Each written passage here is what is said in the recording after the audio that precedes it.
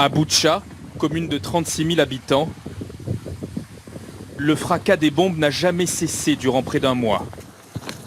Jour et nuit, quotidiennement. C'est l'une des banlieues de Kiev où les combats ont été les plus acharnés, les plus rapprochés. Pénétrer à Boutcha vous saisit d'effroi. À moins d'1 kilomètre de l'entrée de la ville, nous arrivons dans la rue Yablonska, tenue par l'armée ukrainienne. Sur 300 mètres, une vingtaine de corps de civils, fauchés là par la guerre. Des hommes non armés, parfois âgés. 2 d'entre eux sont morts sur leur vélo. 7 autres habitants gît devant son portail. Mais il nous est impossible de savoir précisément quand et comment ils ont été tués.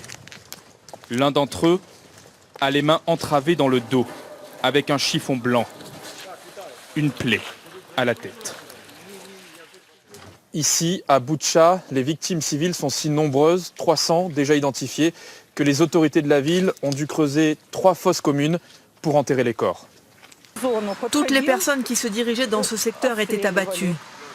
On était effrayés de sortir, car s'ils vous voyaient, ils vous tiraient dessus. Je veux que vous floutiez mon visage. J'ai peur qu'ils reviennent.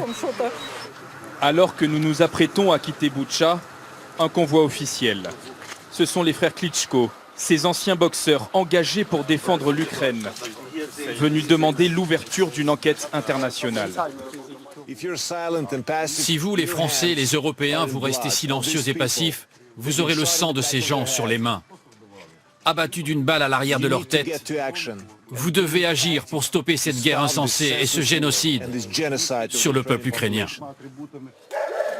La ville de Boutcha est aujourd'hui libérée, mais ses plaies ne sont pas prêtes de se refermer.